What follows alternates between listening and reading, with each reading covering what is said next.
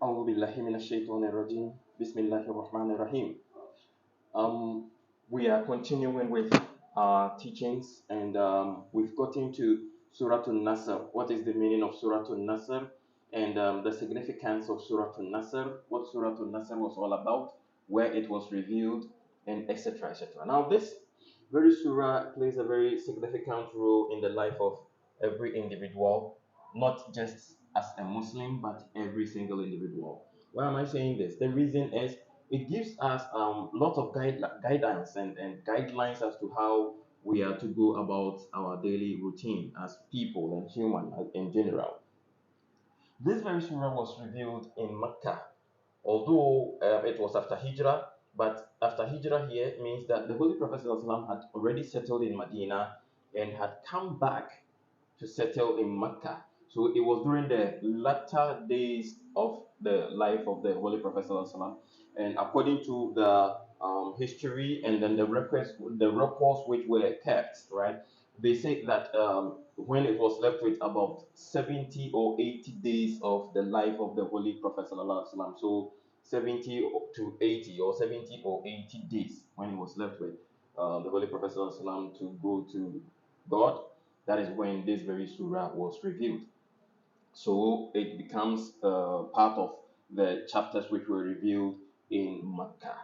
Okay, now this very chapter also has a very beautiful meaning. What is the meaning of an-nasr? Nasr means help. So an-nasr means the help. What help? Which help was that? Is it that someone rendered help to somebody and then the person benefited from it? What help are we talking about? Right? So we have to understand what help came to who and who are the beneficiaries of that very help. So let's delve straight into it. And yes, believe you me, this is not the last chapter which was revealed or the last verses which was revealed. No, it was Suratul Ma'idah, the last part was last chapter, verse 4. Yeah, I think verse 4. Al-yawma akmaltu lakum dinakum. So that is the verse which was revealed the last year. Al-yawma akmaltu lakum dinakum. So this one is not the last verse or the last chapter which was revealed. All right. So let's go deep and straight to the chapter. So this very chapter is the 110th chapter of the Holy Quran. And yes, let me remind viewers that the Quran is made up of 114 chapters. So it means that there is one of the last part of the Holy Quran, right? So yes, the translation it says Bismillahir Rahmanir Rahim, in the name of God, the beneficent, the merciful. إذا جاء نصر الله والفتح, that when the help of God comes and the victory. وَرَأَيْتَ النَّاسَ يَدْخُلُونَ فِي دِينِ اللَّهِ أَفْوَاجًا, and you will see men entering the religion of Allah in troops. فَسَبِّحْ بِحَمْدِ رَبِّكَ وَاسْتَغْفِرْ, glorify your Lord with his praise and seek forgiveness of him. إِنَّهُ كَانَ تَوَّابًا, he, that is God, is oft returning with compassion. So that is the meaning of the entire surah. According to some of the Quran, particularly those which starts with Bismillah as verse 1, it means that this very chapter has 4 verses. Now there are some Quran which also the writers also think that no, Bismillah should not be the first verse. So in that case, excluding Bismillah means that we have 3 verses. So you do not be confused when it comes to me numbering the Quran, that oh, this is verse 4 and you go to another one and it's not there. It's not that it is not there, it is actually there, but you have to either add 1 verse or subtract 1 verse because of the very ideologies of different writers and different scholars. All right. So, what is the tafsir? That is the commentary of this very chapter. It is really really important to also understand what each verse mean and what each word mean, right? But here we are going to pinpoint certain key words so that we will all what understand. All right. So in the commentary, We will first start with al-fath, right? Fath. When we say fath, right? إِذَا جَاءَ نَصْرُ اللَّهِ وَالْفَتْحُ. What is that victory which we are talking about? According to the scholars of Islam, they are saying that the victory here is a promised victory. God promised the Holy Prophet ﷺ of the victory which he was going to get at the end of all what he went through, right? So here God actually told the Holy Prophet of a certain victory, right? And I think yeah, وَعَدَ اللَّهُ الَّذِينَ آمَنُوا مِنكُمْ وَعَمِلُوا الصَّالِحَاتِ لَيَسْتَخْلِفَنَّهُمْ فِي الْأَرْضِ كَمَا اسْتَخْلَفَ الَّذِينَ مِنْ قَبْلِهِمْ. Although it is not stated here, but I think it is also a victory which was given to the Holy Prophet ﷺ, that those who are believers, all right, God has promised them that He's going to establish them. That is also a victory. So God had already promised the Holy Prophet ﷺ that He was going to give him a particular victory, and this surah also tells that yes, of course, that victory came. Of course, it came. And now what? Let's go deeper. It says the Holy Prophet ﷺ here is enjoined that since God's promise has been fulfilled and large masses of people have begun to enter the fold of Islam. So it means this very time, as we are saying that the Holy Prophet was in Mecca, it means that the people had actually accepted Islam. They have, begin to accept that yes, what the Holy Prophet brought is actually the truth, and there is nothing lie in it. So they wanted to, come and do bay'ah, that is acceptance under the hands of the Holy Prophet. So they were coming in troops, in large numbers, right? So that was the victory that, yeah, people will come willingly to accept him as a prophet. And it says, to enter the fold of Islam, he should give thanks to his Lord for fulfilling his promise about victory, sing his praises, and seek his protection and forgiveness. All right. So, here it gives us a specific injunction, that is, when you get victory, when you become victorious, then what you are supposed to do is at every point in time, you don't only have to jubilate, you don't have to act arrogantly, you don't have to act hotly against people, right? Rather, you're supposed to humble yourself, you're supposed to be who you used to be. You're supposed to be what you stand for, right? You have to remember where you came from, and you always have to value humanity. Okay, so in this very portion, God is telling the Holy Prophet, hey, listen, when that victory comes, when you start feeling that you've won everything and then everything is now in your hands, do not become a bad person, because you are human. You shouldn't be arrogant. You have to humble yourself and make sure that at every point in time you give value to humanity rather than valuing your own self, right? So God was entreating him to do away with everything that goes with injustice, everything that goes in line with being greed or cruel or anything, right? Rather, he should be compassionate. He should be a person who cares about people, right? So that is the first portion of it. And he says that the Holy Prophet is actually supposed to ask for forgiveness from God and also the protection of God. In the subsequent, interpretation, they will give the meaning as to the reason for which the Holy Prophet ﷺ was supposed to ask for forgiveness and also to ask for protection of God. It was something which is very, very important, particularly looking at us. Every time we need to be protected, every time we need to ask for forgiveness, right? Yeah, for the bad things we do each day. Okay, so if we are to ask for forgiveness for the bad things which we do, does it mean that the Holy Prophet used to do bad things and that is why he's supposed to ask for forgiveness? Does it mean that he was also, vulnerable and that is why he was supposed to ask for protection from God? Well, let's delve into it and we will understand all these. All right, so it says, Istaghfir. That is the key word. Ask for forgiveness from God, right? Now that is the word. So the commentary has, elaborated on istaghfir, istighfar, asking for forgiveness from God, right? Fasabbih bihamdi rabbika wastaghfir. All right. Now here we say what? It says the expression istaghfir has a very significance, a very wide significance, meaning that it is of a very important significance. Now it says the Holy Prophet here is told that since victory has come to him and Islam has become predominant in the land and his erstwhile enemies have become his devoted servants, he should ask God to forgive them the grave wrongs they had done to him in the past. So it means that those people who had done bad things to the Holy Prophet, God told him, the prophet, that he is supposed to ask for forgiveness at all times so that God will forgive them, right? So this very thing becomes so important. That is, when you get yourself to a level where you are really revered, when you climb up the ladder, then you are not supposed to stamp upon those beneath you, right? Yeah, you are always to be compassionate to them. You are supposed to think about them and make sure that they are also safe at all times, right? So here, God told the Prophet that yes, those people wronged you. Yes, we understand. They did a very bad thing to you by attacking you, harming you, torturing your people and even yourself. They had to drag you out of your home and then into the desert. They made you suffer so much.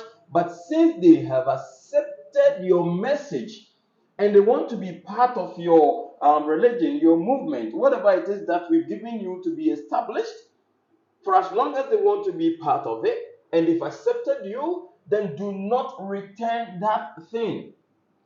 Do not be cruel to them. Do not act, arrogant to them. Do not be proud and making them feel, inferior. No, rather you are supposed to do what every human is supposed to do. That is to be compassionate to them, right? So God told the Prophet ﷺ to pray for them, ask for forgiveness because of what they did in the past, so that God would let go that very bad stuff, right? Now the next thing is to ask for protection for everybody. All right. So the Holy Prophet himself was to ask for protection, and then that protection should be extended to all those who followed him.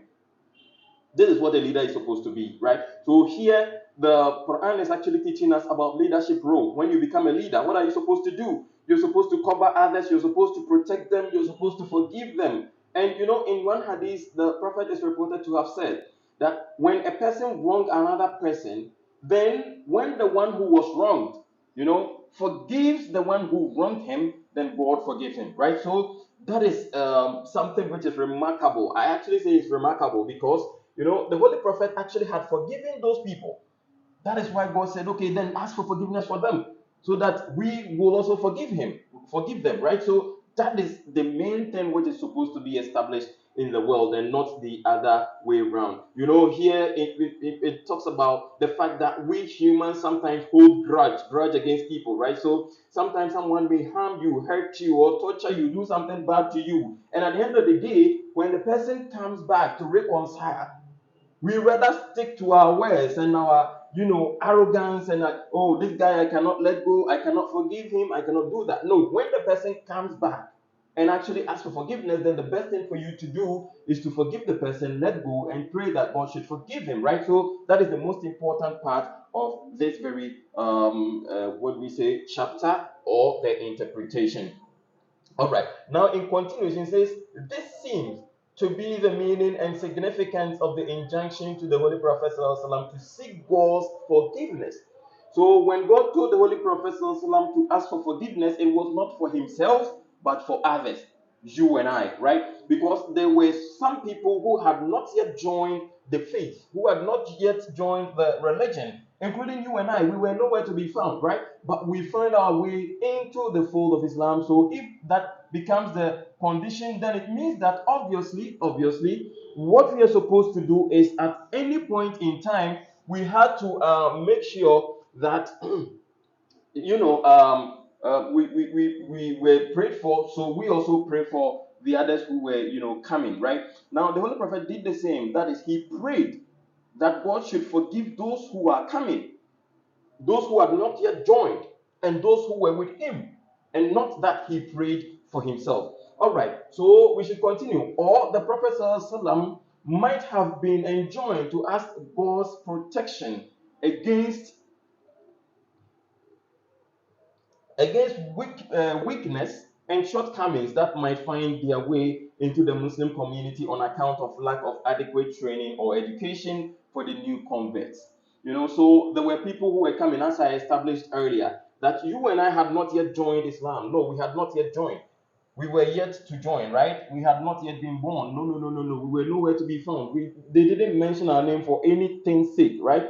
But he was told that no, people will come, people will join, right? So pray for them, ask for forgiveness from them, because it may be, or there may be a time where people who will join may not have adequate teachers to teach them what they are supposed to do and what they are not supposed to do. So in view of that, they are going to do so many bad things, or maybe they may deviate from the right path. So you are to ask for forgiveness in case they go there to that side, and definitely it will happen. So ask for forgiveness for them. So it was not for himself, but for you and I.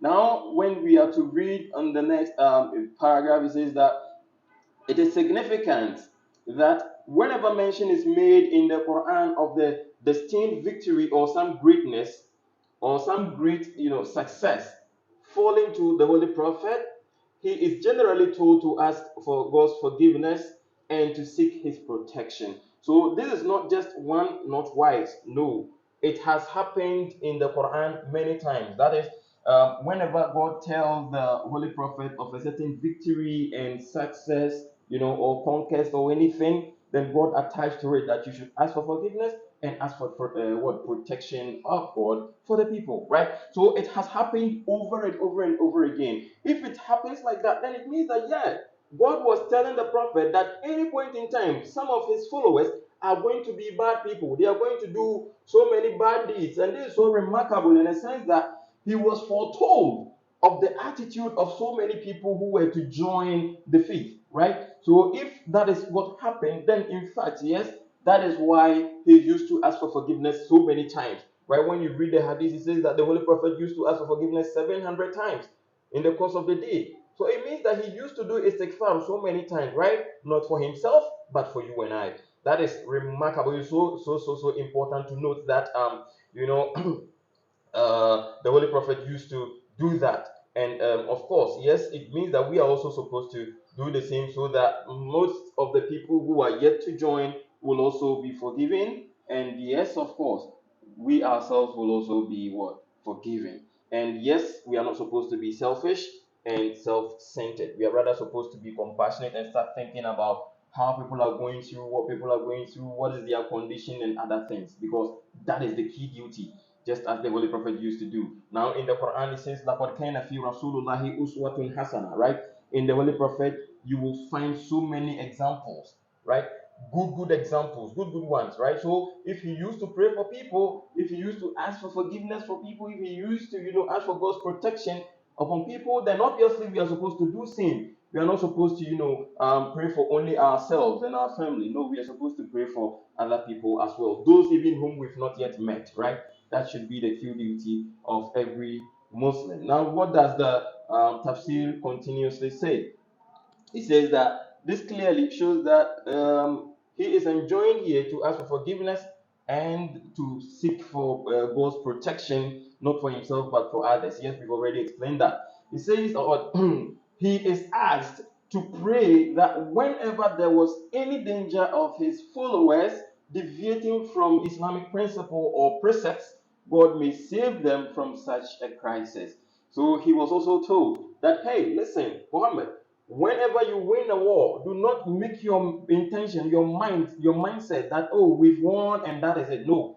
But rather remember that those who are coming were not there with you when you were having your revelations. No, they were not there. And some will join who will not even see you at all, right? And they may go wayward, but when that happens, then what you're supposed to do is you should make sure that you pray before they come, so that in case they are to go wayward, God will send some people or somebody who is anointed by God, and the person is going to, show them the right path, take them through, the Quran, make them understand everything which is stated there and the word of God, right? So the Holy Prophet also started doing that, so that people would deviate and then be brought back, or when they deviate, they will be brought back, yes, to the fold of Islam. That is very, very important to note. Okay. Now it says, according to the Quran, okay, sorry, I jumped some sentences. Thus, there is no question here of the prophets asking forgiveness for any of his own actions. So the Holy Prophet, there is no record that he was asking forgiveness for himself, right? No, he was only asking for forgiveness for the people who were coming and the people who were with him, because yes, they were weak. You know, in the Quran, a certain portion it says, وَخُلِقَ الْإِنسَانُ ضَعِيفًا, that God has created man weak. Human being, we are weak. Yes, we do all sort of activities, and sometimes even we don't know that it is a mistake. We don't know. We don't even realize that, oh no, this is a bad thing. Oh no, this is not a good stuff, right? Rather, we seem to let's do it anyway. All right. So we forgo certain things, and sometimes we just like, okay, oh, let's do it. All right. So we are people who incline towards bad deeds at all point in time. But then the Holy Prophet was admonished that, okay, ask for forgiveness for them, whereas you are alive, right? So that after you, whatever they will do, God may also forgive them, or God may, bring people into the world who are going to save them. So yes, of course. In one narration, it says that the Holy Prophet ﷺ is reported to have said that God, at the head of every century, that is every 100 years, God will send someone who is a reformer to come and reform the people. So yes, it means that obviously God listened to that prayer, and that is how come we have so many of the reformers who came, that is Mujaddideen, previously, right? So they are all accounted for, and they have the names, a very long list of those Mujaddideen, that is the reformers. And it was, yes, in accordance with the prayer which was said by the Holy Prophet sallallahu alaihi wasallam. So it says that according to the Quran, he enjoyed complete immunity from every moral lapses or deviation from the right course. So for this one, it is self-explanatory. That is, the Holy Prophet ﷺ was immune from all moral lapses. He was not into that bad things. All right. Yes. So every forgiveness he was seeking was in line with what? Helping others, making sure that people were guided at all point in time, even after his own life, right? Even after him. So istaghfir has been, stated so many times in the Quran, particularly in Holy Quran chapter 40, verse 56, and Quran chapter 48, verse 3, right? So you can get all these things from the Quran. And there is one specific chapter which also talks about the Holy Prophet Sallallahu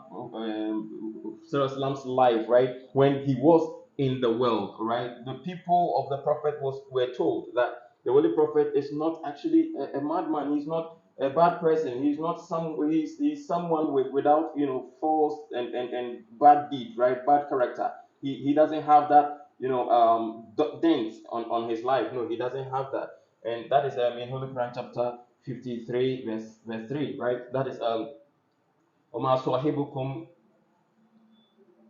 بمجنون, right? That is Suratul Najm. وَالنَّجْمِ إِذَا هَوَى مَا ضَلَّ صَاحِبُكُمْ وَمَا غَوَى. Yes, مَا ضَلَّ صَاحِبُكُمْ وَمَا غَوَى, right? So your companion is not in the wrong path. He's not in the wrong path. No, he's not a bad person. He's not having that very dent on his life. No, no, no. وَمَا غَوَى, and he's not missing. He has not lost. No, he's on the right path. So that very portion established the fact that the Holy Prophet ﷺ was free of all evil deeds and evil stuff. So this is something to establish that yes, of course, the Prophet ﷺ used to pray for the people and not for himself, because he himself was not into bad attitudes. All right. So if we are to continue with the tafsir, it says the expression "he is oft returning with compassion." That is the latter part of the Suratul Nasr, right? It says, "Innahu kana tawwaba," that God is oft returning with compassion. To who? Okay, to who? We should ask that question. And actually, asking questions gives answers. All right, and that is where we get the answers from the Quran. Who is God oft returning to? And why is he, oft returning with compassion? Why? All right. Okay. Now this is the main reason for which God is oft returning with compassion. He says what? He holds a message of hope to the Holy Prophet. First of all, the expression God is oft returning with compassion gives a message of hope to the Holy Prophet ﷺ, that at every point in time he will continuously what reveal to him, telling him about things which are to come, things that have already happened, and also things that are going to happen even after him, right? So all those things were there, and also that those people of his followers, his ummah, are going to always be corrected and brought back to the right path. Okay, so he says he is told that whenever there was any danger of his followers deviating from the path of Islam and falling victims to moral decay in a large scale, God will return to them with compassion and will raise from among them reformer who will lead them to the right path. Wow.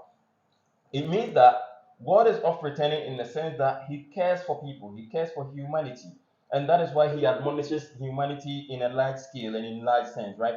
So He says that whenever there is a moral decay or dangers towards the people of the world, towards Muslims, then God is going to send reformers who are going to judge and then correct the path of people, bring them right back to the straight path so that they don't deviate, right? And that is why there have been so many mujaddidin, as I stated earlier. It is happening, right? So every point in time, people come trying to correct us, bringing us back to the right path, trying to take us back to where we left off, and then straightening us. And this very expression also means that as a human being, you are also supposed to, think about others, not necessarily yourself, because when it happens that you only think about yourself, then you become self-centered.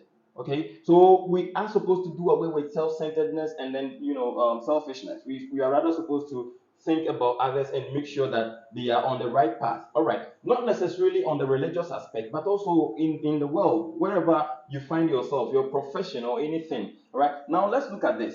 If people were to be compassionate about other people, then obviously politicians were not going to think about harming people or putting people in problem so that they will gain the heads up because they solve the problem for the people and stuff. No, particularly in this part of the world, a lot of things are happening, like power outages and then a whole lot fuel increment and other things, right? So the government, is it that they are helping or not, right? So this very portion is saying that, hey, listen, when you have a position and people are suffering, people are going wayward, deviating from the path which you want them to be, then you are to correct them and help them, right? So that is what is supposed to happen, not necessarily jubilating because someone failed. That's why I made mention of politics. I'm not doing politics here, no. But what I want you to know is that politicians, particularly, don't really think about the people. They only think about doing things to get credit for what they did. All right. So when you do things to get credit for what you did, then it is not in the right path because you are actually doing it for yourself, not necessarily to help other people. That is where the problem is. If you are doing it to get the credit, then if they don't praise you, you don't do it anymore, right? So whether they praise you or they don't praise you, you're supposed to do what you're supposed to do in order to make the life of people better, right? Now when you go to the hospitals, it's just the same thing, right? Before they take care of you, they have to take your money and then they take care of you, right? Without paying the money, you will not get any treatment. It is so unfortunate, all right? And that is how the system has been programmed. It is deviant. It is like diverting our attention from looking at the right things. Rather, we consider making enough money so that we can take care of ourselves, rather than focusing on helping others. This is the problem. Corruption everywhere. Why is corruption everywhere? Corruption is everywhere because we don't look at this. We don't learn from this. We don't learn the interpretation of this very verse, and we don't think deeply about these verses. That is the main problem. So we are supposed to make sure that at every point in time, people in our fold are safe. That is what we are supposed to make sure of, right? So if we think about other people, that is where we get the reward. Okay. Now there is this quote which I love so much. It says, "What men give the award, men they give award, God give the reward." Reward. So if you want reward, God is going to give it to you. But if you want award, people are going to give it to you, right? So if people will give you the award, how long will it last? How long? All right. But it tells us that yes, God's award or God's reward is eternity. right? You enjoy it to the end of the world. Okay, so this is what you're supposed to know, that if you consider this very verses and what it deduces, or what is deduced out of it, then you will understand that yes, of course, the holy prophet was giving specific instruction to take care of the people whom he was with and those who were to come after him. And that is the most important thing. You and I have to do well, right? And make sure that every time people in our zone, people in our creed, people in our fold are free, all right? And they are also, having the ability to also express themselves and having, mercy. We have to have mercy upon them and be compassionate for them, just in case they err. Then they will be forgiven or they will be admonished. This is the most important part of human livelihood. It is not that we have to only think about ourselves and our family, and no. Rather, we have to pray for them, ask for forgiveness for them, and etc. etc. Now, there is this portion of the Quran which I would like to relate to this. It says, ظهر الفساد في البر والبحر بما كسبت أيدي الناس. That corruption has spread over the land and the sea because of what the hands of man have touched. Wow. You and I have touched things, right? We've done stuff. We've done a lot of things, and because of that, corruption has spread over the land and the sea. So it means that we are the people who are bad people, right? We are the people who are creating all the problems of the world. We are the people, right? Now, if we create that unfortunate thing, what should be left of the world? Okay, now look at what is happening on the sea, firing arms and etc. On the land, the same thing, stealing and etc. Now, it is unprecedented. We are so much into wrongdoings to the extent that we rather think about ourselves rather than others. We should think for once that those people whom we are hurting are also having family who are also being hurt. All right. So if we are to think of it that way, then obviously we are going to stop doing all sort of bad things which we do to other people. We are not going to concentrate on all those bad things. We are rather going to leave them and then concentrate on what will enable people live the best lives they can, right? So Islam, in this sense, is teaching us that we should make sure that we nurture people, we bring people up, all right? We bring them up. We don't rather suppress them. No, that is why the last statement of the Holy Prophet says that the white is not superior to the black and the black is not superior to the white. Okay, we are all equal in the sight of God. So why is it that people want to oppress others and make sure that people suffer? That is not the best. Okay, so we are supposed to think about it that way, that whenever it happens that we have choices, whenever it happens that we have choices, we have things to choose from, then we will choose the best. We will choose what will make humanity, be humanity or remain humanity, not necessarily making humanity suffer. No, we have to think about humans, because before we came into the world, people were there already. And of course, yes, we know that they had established some rules and regulations for us. But when we find out that they are not helpful, then we have to throw them away and then, sort of amend it and make things better for ourselves. Because without humanity, the world is nothing. Yeah, seriously, without humanity, the world is nothing. Come to think of it, where would the world be had it not been human? Yeah, we create a lot of things which we see today in the world. Though, yes, God, placed in the world so many things to make sure that we also enjoy certain things. That is the basics. But building on it, we are supposed to do. So if we are not compassionate towards other people, then it is rather unfortunate. It is going to be that we don't even care about ourselves. So how should someone come and think about us? Right? So this is something I'll leave you with, that at any point in time, we should think about humanity. We should think about making sure that humans are having the best. We should focus on bringing the best out of people, all right? Making people be the best they can be, and not, the bad we see on the road and then and on the streets. It is also something worth noticing. So with this, I say wa akhiru da'wana and alhamdulillahi rabbil alamin. Assalamu alaikum wa rahmatullahi wa barakatuh.